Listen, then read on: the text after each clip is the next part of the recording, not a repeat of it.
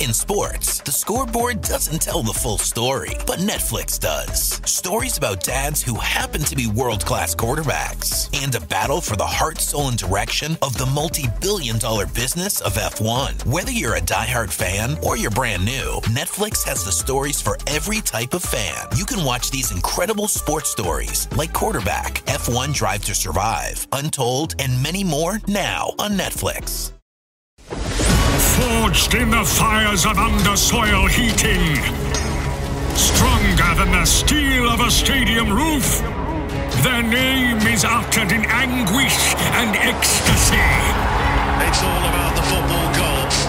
Never seen, never heard, but with ultimate power, these are the football gods.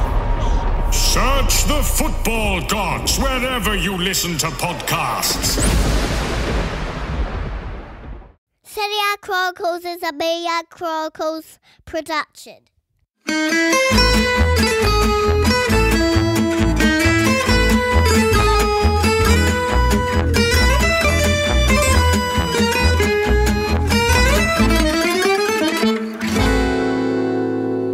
Before we start our chat, we want you to head over to serieachronicles.com/Patreon now and subscribe to the Chronicles Tifosi membership with a free 7-day trial.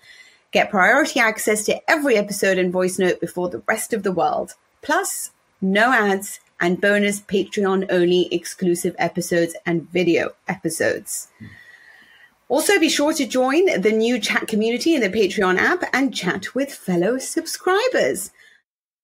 Well, we are not even halfway through November, and as we bring you this latest Serie A Chronicles podcast, the news is that the champions of Italy, Napoli, who won the league title for the first time in more than 3 decades last season, have already parted ways with their new manager, Rudi Garcia.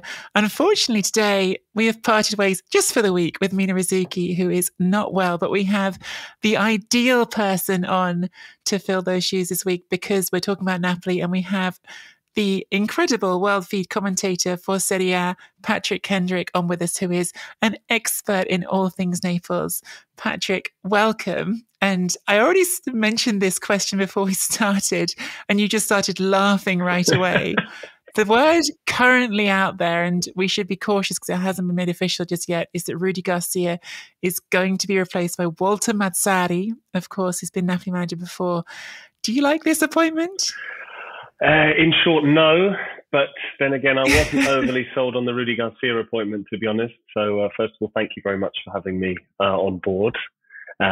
Sorry that I'm not the ideal replacement for Mina, but we'll do as best as we can on that score.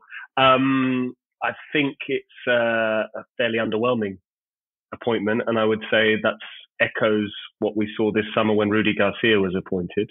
And I don't think anyone expected De Laurentiis to bring back Rudi Garcia, who we hadn't seen in Serie A since 2016 when he left the Roma job. And I don't think many people expected to see Walter Mazzarri come back to Napoli.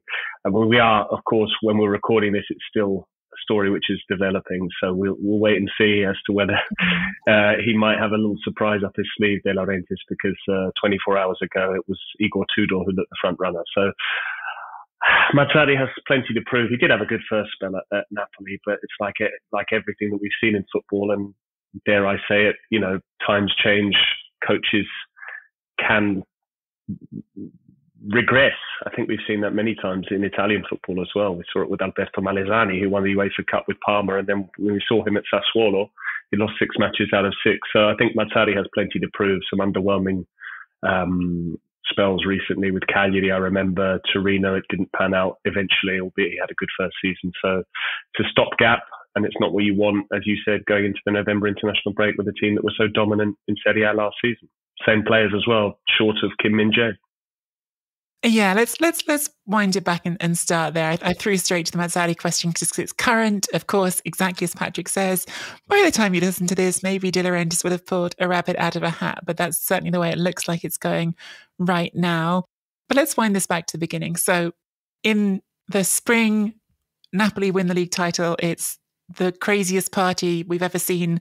Well, lots of us have seen. I wasn't, I suppose, old enough to really take in those Maradona moments properly. I was still a very little when that happened. So craziest party I've seen for a Serie A title win in my football watching lifetime, I suppose I should say. And everything is wonderful, except it isn't, because Luciano Spalletti turns around really before the end of the season. We knew he was done, and some of that comes to his relationship with the owner, Aurelio De Laurentiis. Rudy Garcia is this really sort of left field appointment, as you just said, Patrick, not someone who a lot of people were expecting. And in terms of following up on this great success, your third ever league title, you've hired someone. I think at this moment, I'm expecting one of two things for Napoli. Either you double down on, we've become a big, successful club right in this moment, and they've always been a big club, that's poorly expressed, but you know what I mean. We're a winning team right now. Let's hire a proven winner. Or let's hire someone new and exciting. And Garcia doesn't fit either of those two briefs. Garcia is this guy who was sort of interesting when he first showed up at Roma, but didn't really progress the project there after Spalletti, and whose only major silverware was at Lille in 2011, so more than a decade ago. And then almost immediately, De Laurentiis starts giving interviews where he goes, well, I spoke to Thiago Motta and he didn't want it. And then I went for Luis Enrique. Well, good thing we didn't get Luis Enrique. Look how he's doing. Extraordinary sort of not only appointment, but then sort of absolute unwillingness to back the appointment. Undermining the head coach. Yeah, absolutely. Yeah. And I mean, I suppose to some extent, Patrick, and you've observed this plenty in your time covering football down in Naples, on one hand, extraordinary, and on one hand, a little bit par for the course with how things sometimes happen with De Laurentiis and the way he runs that football club. Yeah, absolutely credible given where it is, the city, the fan base, the owner, everything you've just touched upon. I think, Naples and Napoli as a football club do tend to thrive and dine out on drama a little bit. And, it is that very dizzy high to a slightly drab low, to be honest. And I think Rudy Garcia didn't help himself. I remember watching aghast, really, his unveiling when he didn't even name check his predecessor, Luciano Spalletti. There's still a lot of bad blood there because it was Spalletti at his second spell at Roma who replaced Garcia when he was dismissed mid-season for losing a Rome derby, if memory serves. And he gave credit to everyone inside the organisation apart from the head coach, who he didn't even reference in his role or euphemistically. So I thought I remember texting some colleagues who cover Napoli week in, week out, and I said, is it just me or was that a deliberate snub to Spalletti? And they said, yes, we interpreted it that way as well. So I think immediately the media locally were lukewarm towards him.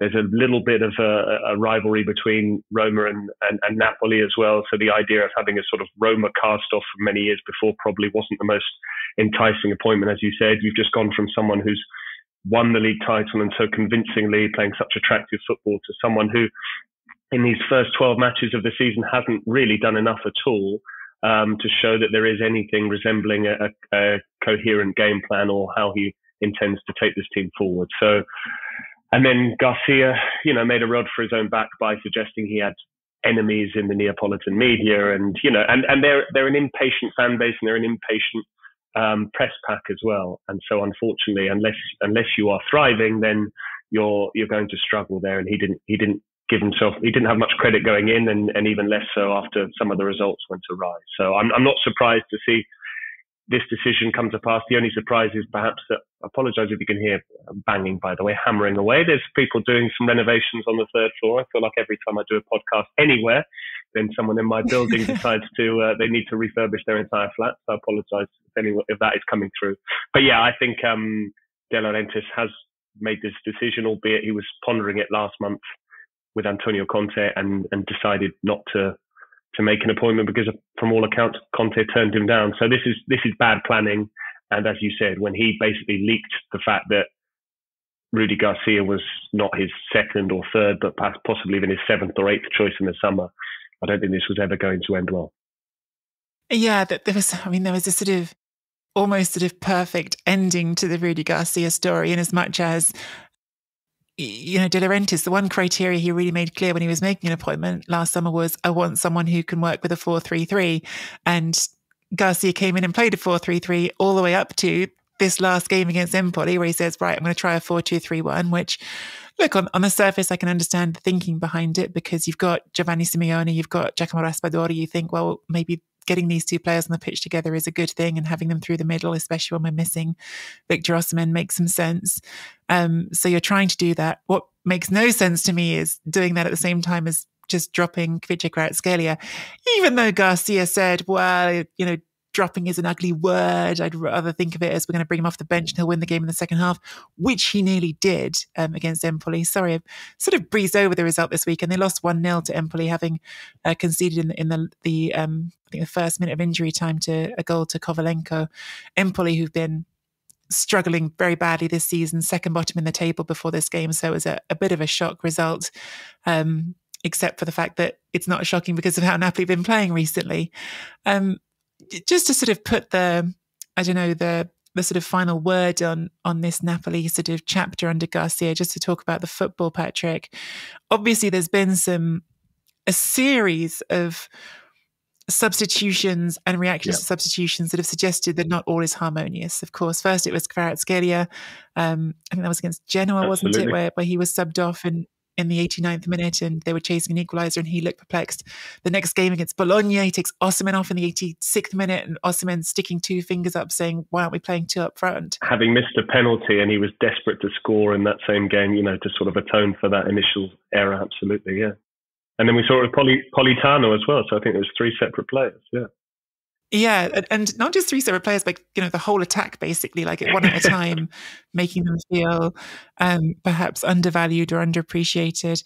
But sort of beyond those substitutions, because we can pick at individual substitutions, it felt like the football just wasn't where it was last season. And to me, some of that was just to some extent, the loss of the freedom they played with under Spalletti. Spalletti's whole thing was this sort of famous idea that football isn't played between the lines anymore, it's played between the players, and I want my team to flow to those spaces where the spaces are and occupy them. I felt like some of that was lost, but I don't know if there's anything that you saw in the way they played this season, Patrick, that you thought it's just not the same. Well, I just thought, take this with a pinch of salt, because I'm slightly biased when it comes to Luciano Spalletti, who I think is the best thing since sliced bread. But I do think he was very churlish in the way he approached this entire job, not acknowledging what had been done before. It's the old adage, if it ain't broke, don't fix it. But he conceded that he hadn't watched any of Napoli's games from the previous season. And I would counter that by saying, Nikki, if you or I were to go into a new job, you would like to think that the first thing we would do is speak to our colleagues on the ground and say, how does the organisation run? Is it running well? Clearly it is, because Napoli have just won the title after 33 years. But it seemed to be a complete departure with what had gone before. The local press were perplexed, saying, why is Lobotka no longer the heartbeat of this team, as he had been the previous season? And Garcia countered by saying, I don't want everything to go through one player.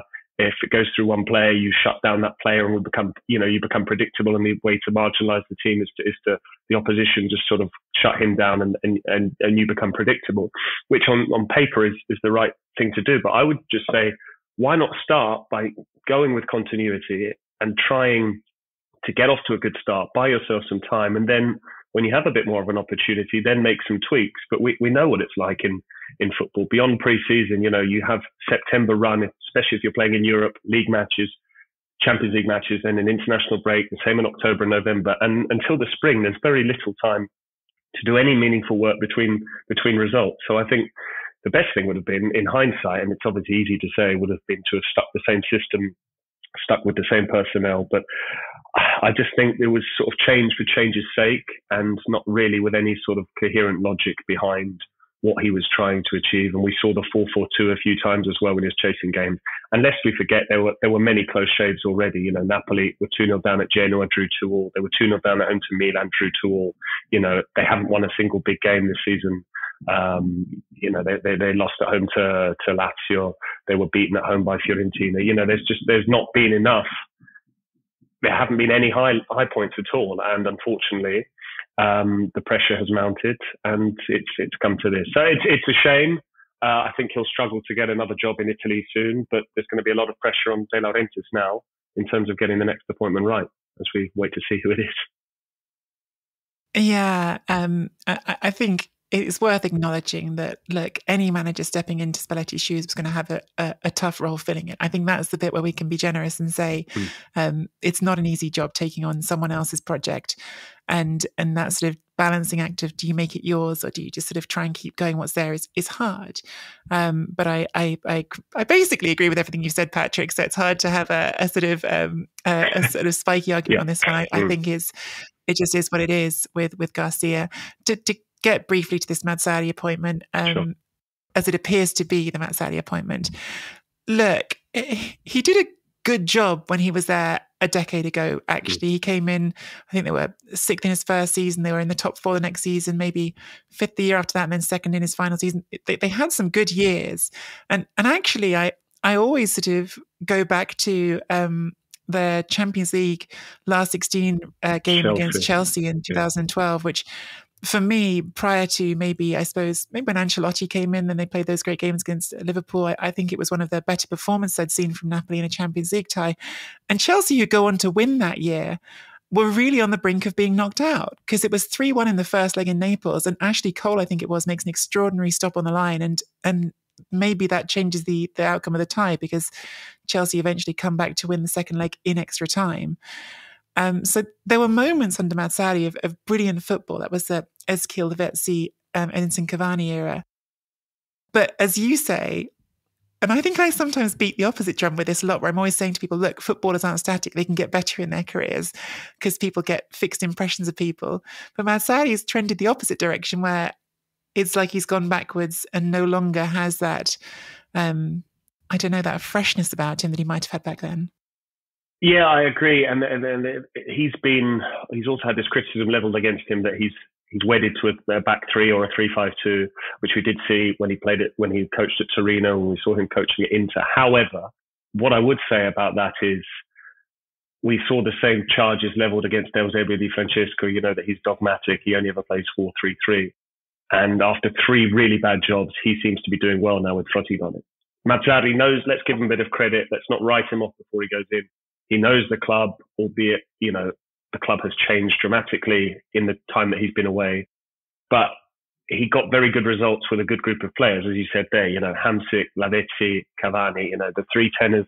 He's going to have a very good team to work with here. And he actually has a difficult start because Napoli have games coming up away at Atalanta. They're at home to Inter. Then they have Juventus coming up as well before Christmas. However, expectations are going to be low. I think he can only do better than what Garcia's done, I think.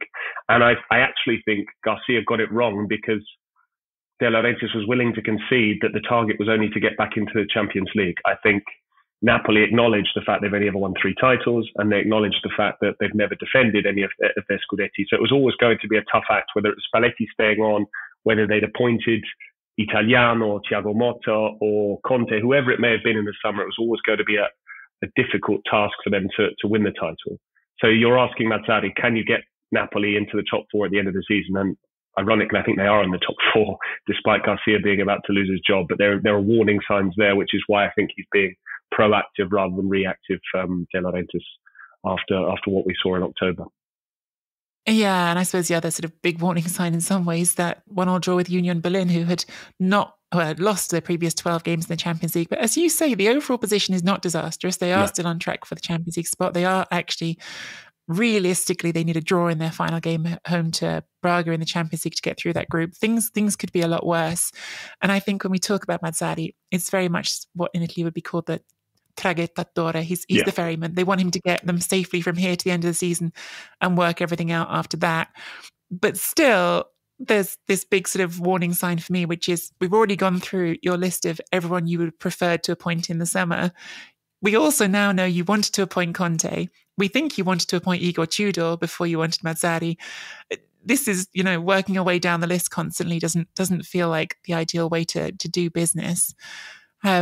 I'd really like to sort of spend even more sort of time contemplating this and what the team may look like, especially with that idea of a back 3. But I know we've only got you for a limited window, Patrick, and so much else happened this week, and I do want to get to some other games as well. The big one, obviously, Milan blowing a 2-0 lead against Lecce. Some circumstance in this one, I would say. Calabria goes off injured at half-time. Pioli makes this decision to put Yunus Musa in as a right back. Poor Yunus Musa, who I think is maybe already sort of playing a bit more than everyone expected quite this early in his time at Milan, gets thrown in at right back and ultimately is responsible on both the goals. He loses his man for the first goal, and the attack starts down his side and he's way behind the play on the second one as Lecce come from 2-0 down to draw 2-2. I guess sort of framing this in the big picture, Patrick, are you #Pioli in or #Pioli out?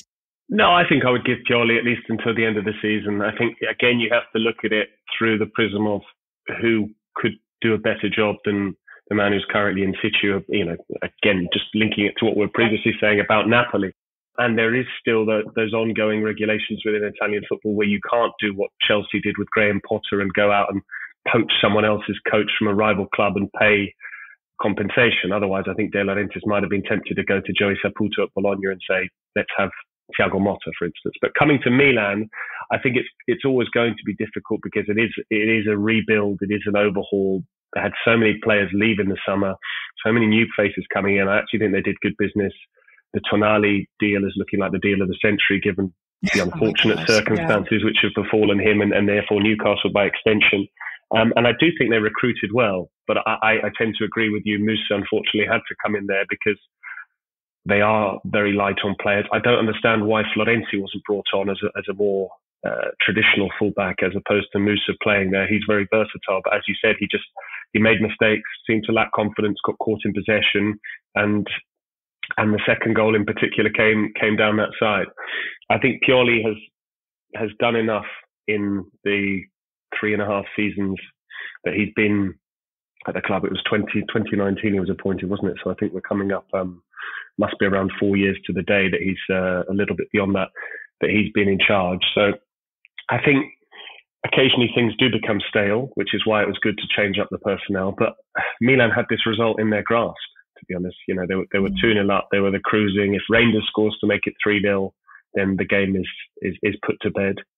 But it was a bit of revenge for Lecce because the same match the previous year had seen Lecce go 2-0 up at half-time, only for Milan to score 2 goals in the second half. And it was Calabria who actually scored the equaliser there, so perhaps ironic he wasn't on the pitch to do that. And I think we have to talk about the denouement of the match as well. Giroud, who just completely lost his head. I mean, that was more behaviour of a teenager as opposed to a 37-year-old. I mean, it was just quite vile, the language he was directing a match official. And it was a yellow card for dissent and then a straight red, actually, which caught me off guard. I thought we'd been given 2 yellow cards for dissent, but the second one was a straight red for just, unacceptable. A volley of abuse towards the referee, who, was put in a difficult situation, Rosario Abiso, I think, by the video assistant referee, I think. And I saw a good debate about this on social media, either last night or early this morning, I can't remember. But, someone made the point, there's not a single, just for anyone who hasn't seen it, Roberto Piccoli in added time, a substitute, comes on with Lecce having come back from 2-0 down to be level 2-2, controls a long ball forward from Falcone, the goalkeeper, turns and smashes it in from 30 yards past Maignan, who's slightly out of position. And I think it's a shame. It would have been Piccoli's biggest goal of his career. There wasn't a single Milan player moaning or asking for a free kick. Malik Chow, the player who was stamped on, albeit stamp is perhaps, they call it step on foot in Italy. He winced a little bit in pain, went down and then got back up, tried to defend the situation. And I don't think any Milan fans or anyone was expecting the goal to be disallowed. And the VAR's got involved and has seen it as a clear and obvious error, and the referees decided to overturn it. But Lecce hadn't beaten Milan in 17.5 years. Given what had gone on last season, it would have just been the most amazing second half performance. And you never know. It may be a decision that ends up saving Pioli's job in the long run, because I think, yes, he bought himself some time with that brilliant win over Paris Saint-Germain, but they lost at home to Juventus, they drew with Napoli, having led 2-0 against an underwhelming Napoli side. Then they lost again at home to Udinese. Had they lost to Lecce, 3 defeats in 4, 1 draw, 1 point from 12, suddenly the title race is completely compromised because of the way Inter are going. I think it might have spelled the end for Pioli. So could be one of those where we look back in many years to come and as a sliding doors moment, maybe Pioli's still there 5 years from now, and we say, what if Piccoli's goal had stood? But an incredible game of football and a brilliant advertisement for Serie A, and timely reminder that it's not only the Premier League with Chelsea, Manchester City and 4-4 draws that can entertain. Yeah, I think there's a few teams in Serie A that I feel like this about this season, but Lecce are one of those teams who aren't going to do anything this season. I mean, they're aiming just to avoid relegation. They're not going to be in the European conversation, but who are a lot of fun to watch. There's just a lot of players right there who are enjoyable to watch. I mean, Pontus Almqvist at the start of the season was one who had me going, and Kristovic has been great. They've had lots of really sort of entertaining games, Lecce, even though I think probably about 13th is roughly where they're probably hoping to finish. They're not expecting to crack on and do any more. I think there's sort of this weird loss of perspective with Pioli for me at the moment. And I think some of it is just this frustration at seeing your neighbours doing so well. Yeah. Because it was the same after the Champions League semi-final. Was that sort of demanding of atonement from the players after the first leg? Was it really about them not trying hard enough, or was it just that you lost to Inter and you were mad about it? Inter are the best team in Italy right now. In my opinion, it's not close, although I think Juventus can make a title challenge out of it. And Milan realistically should be aiming to get back into the top 4, which they're currently 3rd. So yes, they've had some bad weeks. And I think this result, the Udinese result, stand out more than the Napoli result and the Juventus result, even though, as you said, they were 2-0 up against Napoli. So throwing that away is not great.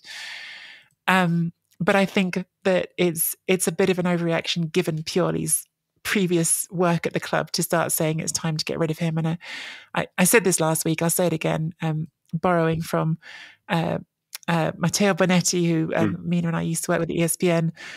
Who do you think is going to come in and do a better job this season? Maybe if it really gets dire and they start looking like they're going to miss the top 4, the conversation changes. But I don't personally see that right now. Now, we've been mostly in agreement so far this podcast, Patrick, so I've got one where I know we're not going to be. Excellent. I think I know where this is going. Inter Frosinone, Federico Di Marco scored the goal of the season, a Puskas Award winner in waiting, and of course, Patrick, he meant it. Well, I think we're going to have to agree to differ here. I have been revising my opinion on this, and actually, I just thought it's quite mean-spirited of me. It's quite churlish to say he didn't mean it. All of the ex-pros are saying he meant it. They're more qualified than me. My hunch is there's this telltale look away to his right, and then he looks down to strike the ball, seems to be off balance, and the ball, I don't think, admittedly, Di Marco knows a lot more about striking a ball than I do. I don't think you necessarily hit it with your instep if you're trying to lob the keeper from there. I think you'd hit more of a driven shot with your laces.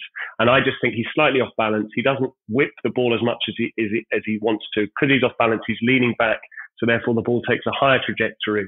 He'd hit it with power to try and curl it round, but he doesn't get enough curl. So consequently, the curl doesn't take some of the direction off it. But either way, it's incredible. If it is a cross gone wrong, it's the best cross gone wrong we've ever seen. It made me think of Ronaldinho, and we'll never really get to the bottom of that debate. I think I've seen someone compare it to turncoat Maynards of Atalanta on the final day of last season against Monza, which was very different. The way he struck it from a very similar position, that was a driven one. This one wasn't, but. The thing about Di Marco is he's got such a great left foot, and we have seen him score wonder goals before. We saw him ping one into the top corner at Empoli. So, though it pains me to say, I'm going to give him the benefit of the doubt because people seem to think I have it in for Di Marco. I don't at all. All I would say is I think initially before Inter signed Francesco Acerbi, when Inzaghi was using Di Marco both as a left wing back and a left centre back, in the latter role, I think he wasn't in the right position, and we saw that with Inter's failed title bid in 2021-22. I think it was he who lost Arnautovic for the headed goal at the Dallara. But since he has become the wing back, since Perisic left the club and Di Marco has become first choice on the left side, he's one of the best players in that position in Europe. So whether he meant the goal or not, only he knows. I can understand him saying he meant it. There's not much to gain from saying it was a fluke. I think it would take huge... I was trying to think if anyone in that position in any sport would ever admit if it were a fluke. And the only thing I could think of is someone who's, the undisputed GOAT in their sport, someone like Tiger Woods or Ronnie O'Sullivan, golf and snooker respectively. I have a feeling that they're just so dominant and so confident in their own ability, and that they would just say, it was a fluke, and they'd almost get more credit for that. But I can understand a footballer would never really, because there's a big difference, isn't there? Because it's either as you said, Puskas Award winner, or it's a complete mishit. Patrick's right here now, and I was sort of expecting a more strong, no, he didn't mean it, from what you were saying. Yeah. But what I feel like is happening right now, Patrick, is that you still don't think it was on purpose, but you don't want to be the one telling the kids that Santa isn't real. I feel like that's what's happening. That's a great analogy. No, I think what the way I'm looking at it now is, I think, history remembers the victors, doesn't it? I think you and I would agree that Inter are likely to win the Scudetto. So what better silhouette? Remember years ago when Yuri Djorkaeff scored that amazing scissor kick against Roma, and then it was on the front of a Panini sticker album the following year. I feel like it's the perfect postcard of Inter champions 2023-24. Di Marco slightly off balance, striking the ball into the top corner. So I think because Inter are going to win the league, that's going to be one of the most iconic moments, going to be replayed and replayed. And so for the record, I'm now going to say it doesn't matter whether he meant it or not. It is a perfect goal in what could end up being a perfect domestic season for Inter. So we'll draw a line under it there, and hopefully I've got some of the Inter fans on side now that have been slating me from pillar to post on social media. I do think that sort of whole context you're talking about with Pioli and Inter, I do think there's like this extra heightened element to it right now because they're both racing for the Seconda Stella. They both want to be the first of the two Milan clubs to get to 20 league titles, which puts the second star above your logo on the team badge. So I do think that's part of the picture. But for me, Inter are the best team in Italy. It's not close. Juventus are hanging on because they're Juventus and because they can win a Cortomuso again and again, and perhaps not playing in Europe will be enough to keep that title race close. But if you're asking me which of these teams is a better football team, no doubt in my mind it's Inter. Of course, we will see them play right after the international break. The first Derby d'Italia is coming up on the 26th of November. One quick question on Di Marco while we're on the topic. Sure. Mina and I got into this at the last international window because I was saying you can't leave this guy out of your Italy team just because you're playing with a back four. To me, it's a crime. He's too good to leave out right now with the options that Italy has. And I was saying, well, if you don't want to go away from the 4-3-3, why not try him as a forward? I mean, he does more attacking work than he does defensive work. Why not try him on the left of a front three? What's your thoughts on that, Patrick? Or do you think there's a different role he'd get in this team? I think he's probably better at getting forward from a fullback. I think you'd be better off pairing him with a left-sided number 8, so Mazzarri on the left of that midfield three that's a bit more defensive-minded or that's going to track back. Because I think Di Marco does his best work with those surging runs from deep.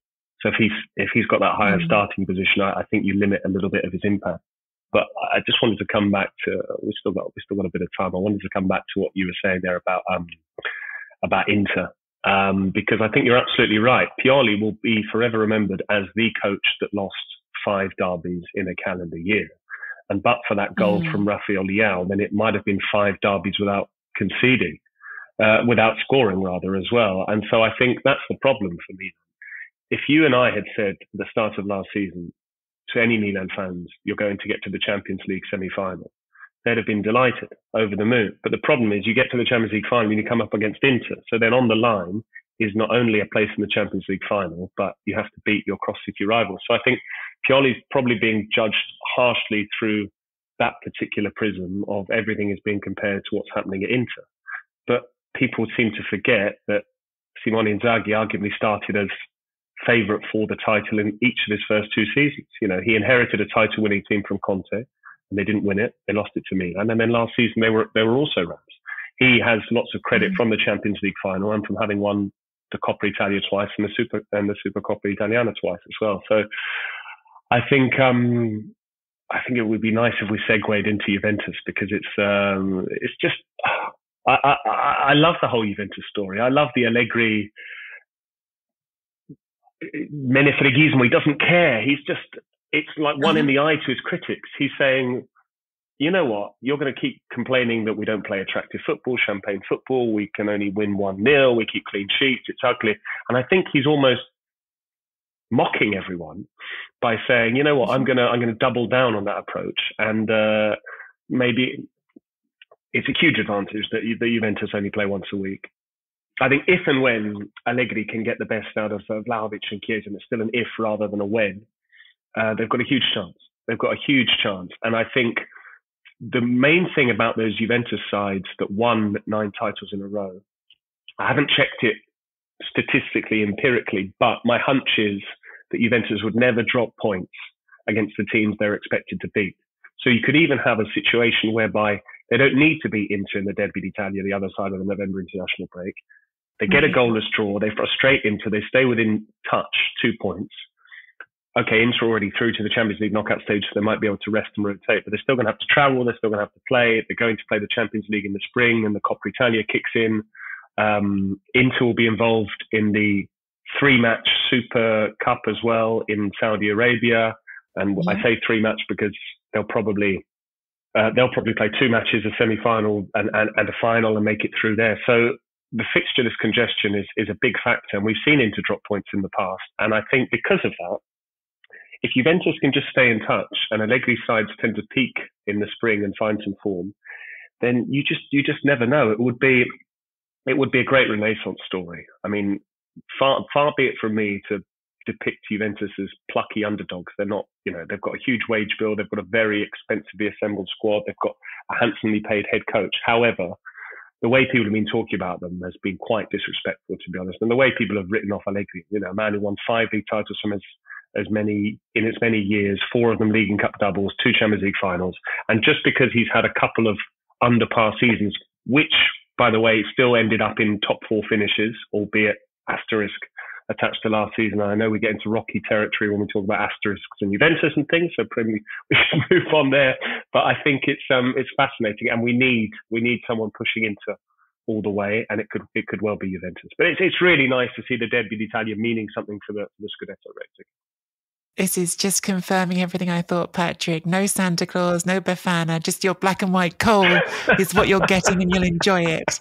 I mean, look, I think it's a fascinating sort of thing that we've just been talking about, whether the Pioli out conversations premature. How many Allegri out conversations have we heard since he's been back at Juventus? And here he is, very much, I think, at the helm of the best title challenge to Inter. In fact, we had a question on this from Amit Champaneri on Twitter saying, hi Patrick, is the Serie A title race now just between Juventus and Inter? And what do you think Juventus' chances are? I mean, I guess you've sort of answered Juventus' chances, but do you think it's a 2-horse race now, given what's happening at Napoli and Milan?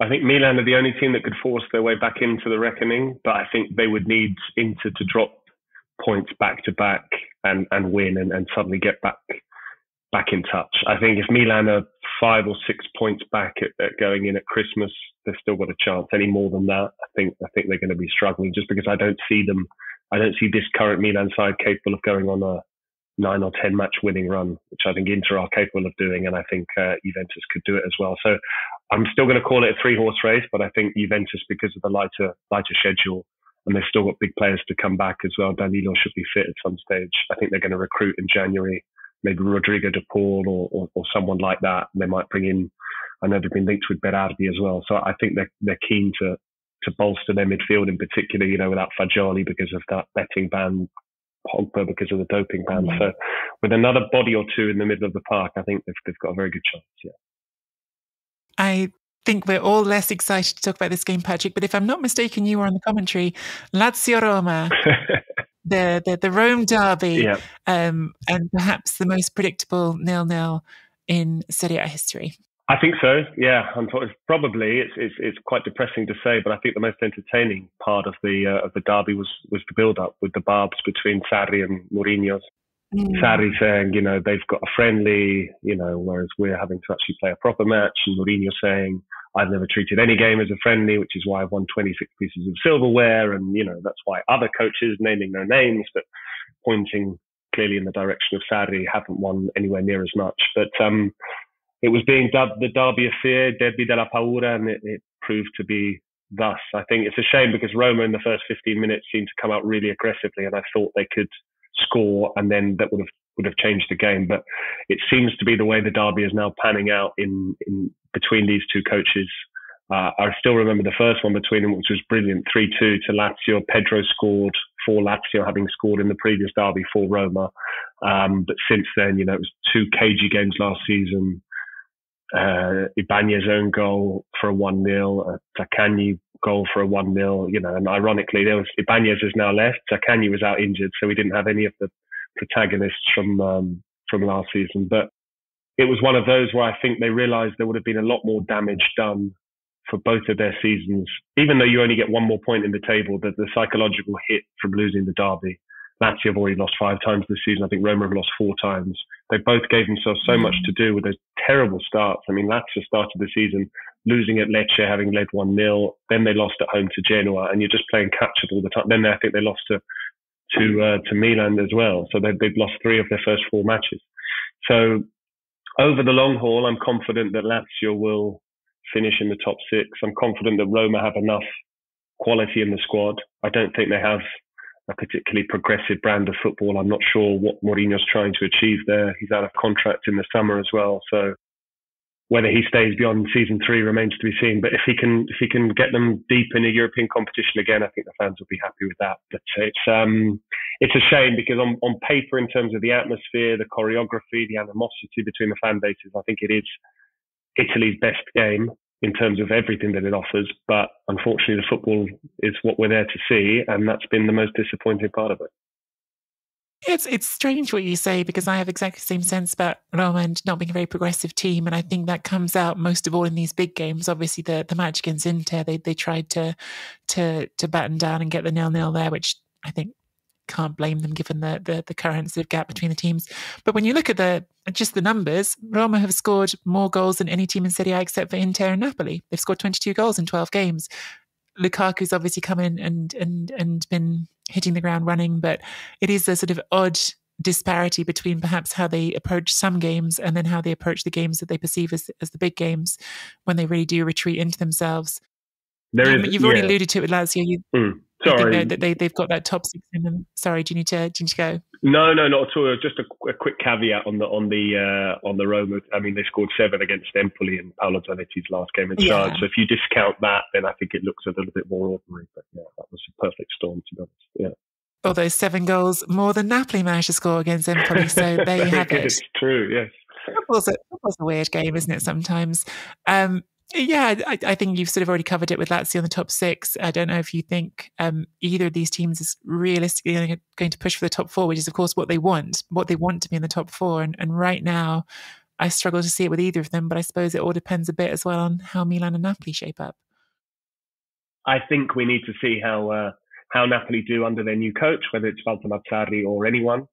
Rudy Garcia technically hasn't been dismissed either. So I think much depends on Napoli's next 3 games, which at least feature 2 of Atalanta, Inter and Juventus. I think that might be the next 3. So we'll know a lot more about them and how equipped they are after that. I think Milan will have plenty to get in the top 4. And then the 4th side is a bit of a toss-up at the moment. So it's been another great Serie A season. And still a long way to go. And the most encouraging thing, I would say, just from sort of global perspective, looking at Serie A, I think it does appear that all Serie A sides have a good chance, if not a very good chance, of making it through to the Champions League knockout stages. We've still got a question mark about Milan, who've left themselves plenty to do, but Inter already through. Napoli should be fine. The Rome clubs are doing what they need to do. Atalanta, Fiorentina, everyone is exactly where they need to be. And if Milan can get that win at home to Dortmund, then it all goes down to match day 6 away at Newcastle. But again, Inter flying the flag for Italy and Europe, Champions League finalists, and already through after 4 match days. But we've had some amazing moments already this season, for sure. Yeah, I think with the Champions League, I always sort of repeat this every single year. It doesn't really matter how well you're playing now. It matters how well you're playing in February, because as long as you get through, that's what matters. But I am really fascinated to see how Inter go this season, because I don't see any reason they can't get to the semi-final or final again. I think they're that good. And I think there's a perception in perhaps crowds who don't watch Italian football as much that this team's run to the Champions League last season was a total fluke. It was just a soft draw. I think they've absolutely got it in them to knock out one of the big teams this season. Of course, it all still requires things to come together at the right time in the season to get the right performance on the day. But I think they have that in them personally. We've covered off the big topics, so maybe just a really quick, maybe even a one-word answer to this question from Bill Davidson on Twitter. Will Roma finish ahead of Lazio this season? No. Because I think I agree. Because we've had 2 seasons under Sarri and Mourinho. Sarri's finished above Mourinho both times, and I think it's going to be 3 from 3, to be honest. I think Roma are more of a cup team. I think Mourinho would admit that himself. And I think he's just a very intelligent man, and I think he's realised that the quickest route and the most reliable route to a lasting legacy at Roma is by winning trophies, and the best trophy opportunities come in Europe. And we saw that with the Conference League. He was a penalty shootout away from winning the Europa League. And, I think they could at least go to the quarterfinals, if not the semi-finals of that same competition this year. So my hunch is Lazio finish above Roma, but Roma might end up having more to crow about come the end of the campaign. Yeah, I essentially completely agree. I think Mourinho's focus will be on Europe again. I do think it's fascinating this season with Sarri because he was so dismissive of Europe up till now, and now with the Champions League he can't just totally dismiss it. He sort of has to take that more, and perhaps that's even impacted things. Patrick, we've kept you longer than we said we would, so I think I should let you go here, and I'll wrap up the rest of the games and the Euro qualifiers. But thank you so much for coming on and for filling in incredibly for Mina. Of course, we know our listeners will miss Mina as well. And it would have been great to have everyone together. Maybe we'll get that some other time in the future, but it was really great having you on. Yeah, fingers crossed. Next time would be nice to see Mina again. And thank you very much. Always nice to debate Serie A with someone so informed as you, Nikki. So it's great. And look forward to the next one. Thanks, Patrick. My pleasure. Thank you so much again to Patrick for joining us. That was brilliant. I will not take too long here on my own, just wrapping the rest of things up. But I should go through the rest of the results from the weekend quickly. Patrick and I'm not sure if this is going to make the editor of this, but something we said just after the official end of him being on. But Andrea Colpani with another goal for Monza. We haven't really talked about him much this season, but having a brilliant season, the 24-year-old. He scored 6 goals now from midfield, as well as 1 assist, which I saw a statistic saying that across Europe, only Jude Bellingham among midfielders has more combined goals and assists. It's one of those statistics where I sort of, first of all, want to double check it because that's something I've just seen quoted somewhere else. And also my eyebrow raises a bit about where we sort of define these lines between midfielders and attackers, because both of them are players who break the lines. But anyway, it's certainly been a really impressive start for Colpani, who absolutely is getting a lot of attention. And I think someone even made a Bellingham question to him at the end of the game and was saying how flattered he was by that. I don't think we need to put him quite in that bracket just yet, but certainly one who we'll all be keeping our eye on as things go forward for another potentially emerging Italian talent. We had another 1-1 draw, Udinese against Atalanta. Udinese getting some slightly better results now. Missed opportunity perhaps for Atalanta to make up some ground with Napoli and Milan dropping points. Genoa 1-1 home to Verona. Sassuolo drew 2-2 with Salernitana, and Fiorentina beat Bologna 2-1. The other big news this week, of course, is the international games coming up, which I'm absolutely not nervous about, not stressed out about, not anxious about the idea that Italy could miss a third major international tournament out of the last 4. Definitely not worried about that. Of course, bears reminding everyone, if Italy were to miss out on the top 2 in the group, they would still have a way into the tournament through the playoffs because of their Nations League performance, but absolutely not the way that Italy would want things to go. Recent playoff experience for one reason. Secondly, just because Italy should not be needing that in this group. With all acknowledgement and respect, as patronising as that now sounds, to North Macedonia and Ukraine, some very good footballers in both those teams, Italy absolutely should expect to finish in the top 2 in this group. They have got those 2 games left to come. North Macedonia at home in Rome on Friday. Ukraine, the away game, of course, can't be played in Ukraine, but being played in Leverkusen on Monday. In practice, what Italy need to do here is to take 4 points from these two games. They can either draw at home to Macedonia and then beat Ukraine in the final game, or they can beat North Macedonia and draw the Ukraine. Either of those scenarios will see them finish in the top two. I think, of course, you would like them just to take the approach of going to try to win both those games. But whatever gets us across the line at this point, and recent history with North Macedonia adding a layer of anxiety, I would suppose, to many Italians' experience of these games. There's been a series of injury and illness dropouts for Italy, and no Alex Merritt, no Calabria, no Toloi, no Locatelli. So Spalletti has brought Lazzari and Biraghi into the squad. It's definitely not the full strength team that would have been hoped for, but I expect we'll see something as close as he can manage to what we saw for the qualifiers last month. I don't expect we'll see any brave choices like Vicario in goal, even though some people would like to see that in the longer run going forward.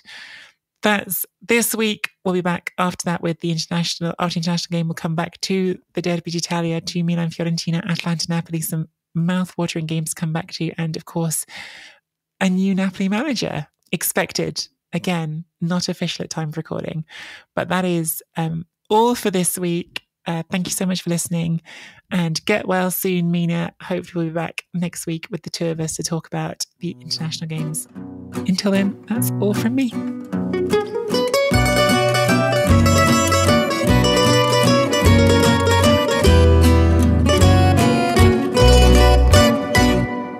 I feel like I could have done like the full show just on Napoli really easily. No, I agree, and I was conscious of time at one stage as well. But I think we managed to cover most of the big teams. I don't know if you have any subscribers that are angry that we didn't sort of go through Andrea Colpani of Monza and stuff like that. But anyway, all good.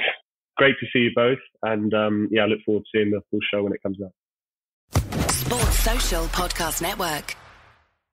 The holidays start here at Baker's with a variety of options to celebrate traditions old and new. You could do a classic herb-roasted turkey or spice it up and make turkey tacos.